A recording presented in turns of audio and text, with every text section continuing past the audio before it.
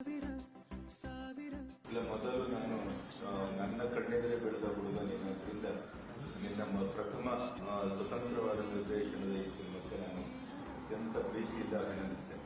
ಇವತ್ತು ಬದುಕಿಗಾಗಿ ಸಿನಿಮಾ, ಸಮಾಜಕ್ಕಾಗಿ cinema, ಅರಿವಿಗಾಗಿ cinema, ಪ್ರಜ್ಞೆಗಾಗಿ cinema, ಈ ಥರದ ಅಂದರೆ ಸಿನಿಮಾದಿಂದ ಸಮಾಜಕ್ಕೆ, ಬದುಕಿಗೆ ಒಂದು ಕಣ್ಣಗಾವಲಾಗುವಂಥ, ಕಣ್ತೆರೆಸುವಂಥ ಒಂದು ನೆಲೆಯಾಗಿ ಸಿನಿಮಾ ಬರ್ತದೆ.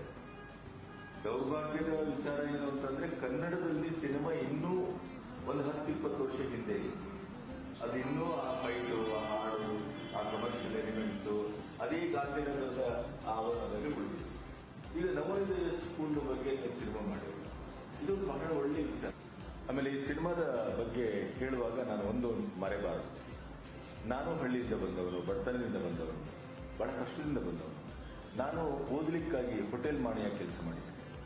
ಹೀಗೆ ಈ ಮಂಜು ಅನ್ನೋ ಹುಡುಗ ಕೂಡ ನನಗೆ ಬಹಳ ಆಪ್ತನಾಗ್ತಾನೆ.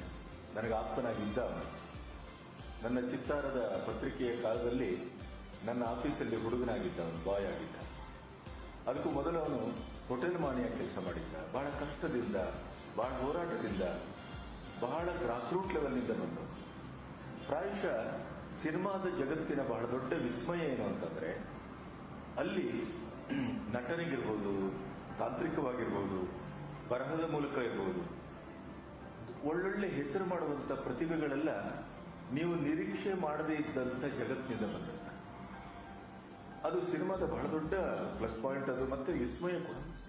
ಈ ಮಂಜು ಕೂಡ ನನಗೆ ಬಹಳ ಪ್ರಿಯವಾಗುವುದು ಯಾಕೆ, ವಿಸ್ಮಯ ಆಗುವುದು ಯಾಕೆ, ಬೆರಗು ಹುಟ್ಟಿಸುವುದು ಯಾಕೆ ಅಂತಂದ್ರೆ, ಅವನನ್ನ ನಾನು ಬಹಳ ಬಹಳ ತುಂಬಾ ಕೆಳಮಟ್ಟದಲ್ಲಿದ್ದದನ್ನು ನೋಡಿದ್ದೆ. ಆದರೆ ಅವನ ಕಣ್ಣಿನಲ್ಲಿ ಕನಸಿತ್ತು, ಮನಸ್ಸಿನಲ್ಲಿ ಏನೋ ಸಂಕಲ್ಪ ಇತ್ತು. ನಾನು ಮುಟ್ಟಿದ್ರೆ ಈ ದಡವನ್ನೇ ಮುಟ್ಟಬೇಕು ಅನ್ನುವಂಥ ನಿರ್ದಿಷ್ಟತೆ ಇತ್ತು.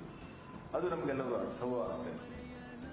ಅವನು ಅಲ್ಲಿಂದ ಇಲ್ಲಿವರೆಗೆ ನಡ್ಕೊಬಂದು ಒಂದು ಸ್ವತಂತ್ರವಾಗಿ, ಅದರಲ್ಲೂ ಸಮಾಜಕ್ಕೆ ಬೇಕಾದಂಥ ಒಂದು ಶೈಕ್ಷಣಿಕವಾದಂಥ, ಸಾಂಸ್ಕೃತಿಕವಾದಂಥ ಒಂದು ಸಿನಿಮಾ ಮಾಡುವ ಮಟ್ಟಕ್ಕೆ, ನಿರ್ದೇಶನ ಮಾಡುವ ಮಟ್ಟಕ್ಕೆ ಈ ಸಣ್ಣ ವಯಸ್ಸಲ್ಲಿ ಅವನು ಬೆಳೆದಿದೆಯಲ್ಲ, ಬಹುಶಃ ಅವನಂತ ಹಿನ್ನೆಲೆಯಿಂದ ಬರುವ 90%ಕ್ಕೂ ಹೆಚ್ಚು ಆತ್ಮವಿಶ್ವಾಸದ ಕೊರತೆ ಇರುವ ನಮ್ಮ ಹಳ್ಳಿಗಾಡಿನ ಯುವಕರಿಗೆ ಅವನೊಬ್ಬ ಮಾರ್ಗದರ್ಶಿ ಅಂತ ನಾನು ಹೇಳಲಿಕ್ಕೆ ಅತ್ಯಂತ ಹೆಮ್ಮೆ ಪಡ್ತೇನೆ.